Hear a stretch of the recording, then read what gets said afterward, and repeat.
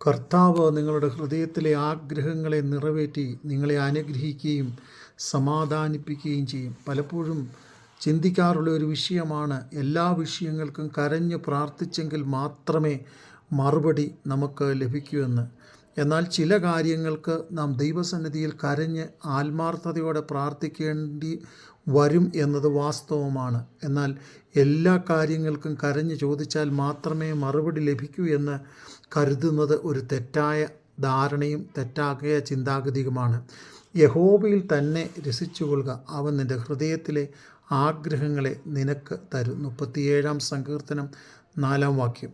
അതെ, ഹന്നായുടെ ചരിത്രം നാം പഠിക്കുമ്പോൾ അവൾ അതിദുഃഖത്തോടെ ദൈവസന്നിധിയിൽ കരയുകയും ദൈവത്തോട് തനിക്കൊരു സന്താനത്തിനായി പ്രാർത്ഥിക്കുകയും ചെയ്തു. ദൈവം അവളുടെ പ്രാർത്ഥന കേട്ടു, അവളുടെ കണ്ണുനീർ തുടച്ചു.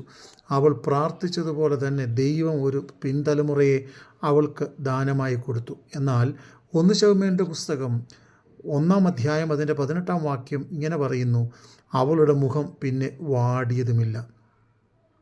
മാത്രമല്ല 1 ശമൂവേലിൻ്റെ പുസ്തകം 19-20 വാക്യങ്ങൾ ഇങ്ങനെ പറയുന്നു, യഹോവ അവളെ ഓർത്തു. 1 ആണ്ട് കഴിഞ്ഞിട്ട് അന്ന ഗർഭം ധരിച്ച് ഒരു മകനെ പ്രസവിച്ചു. അതെ, ജീവിതത്തിൽ പലപ്പോഴും കണ്ണുനീരോടെ നാം പ്രാർത്ഥിക്കുന്ന ഒത്തിരി വിഷയങ്ങൾ ഒരുപക്ഷെ നമ്മുടെ മുമ്പിലുണ്ടാകാം.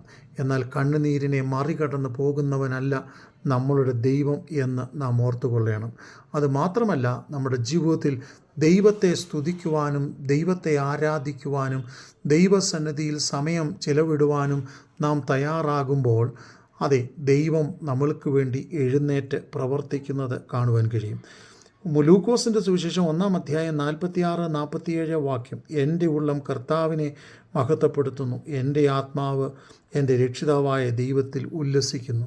ജീവിതത്തിൽ നമുക്ക് തരുന്ന എല്ലാ അവസരങ്ങളിലും ദൈവത്തിൽ ഉല്ലസിക്കുവാനും സന്തോഷിക്കുവാനും ദൈവസന്നിധിയിൽ സമാധാനം കണ്ടെത്തുവാനുമായി നാം തയ്യാറെടുക്കുകയും അതിനുവേണ്ടി ഒരുങ്ങുകയും ചെയ്യുമ്പോൾ അപ്രകാരമുള്ള ഈ ഒരു ദൈവപൈതലിനെയും ഒരിക്കലും ദൈവം കൈവിട്ട് കളയത്തില്ല. അതുകൊണ്ട് ജീവിതത്തിൽ വരുന്ന എല്ലാ നിർണായക ഘട്ടങ്ങളിലും ദൈവത്തിൽ സന്തോഷിക്കുവാൻ, സ്തുതിക്കുവാൻ, ദൈവത്തെ ആരാധിക്കുവാൻ, ദൈവസന്നിധിയിൽ സമയം ചെലവിടുവാൻ തക്കവണ്ണം നാം തയ്യാറാകുകയും ഒരുങ്ങുകയും ചെയ്യുന്നുവെങ്കിൽ ദൈവപ്രവൃത്തി നമ്മളിൽ അത്ഭുതാവഹമായി വെളിപ്പെട്ടു വരും.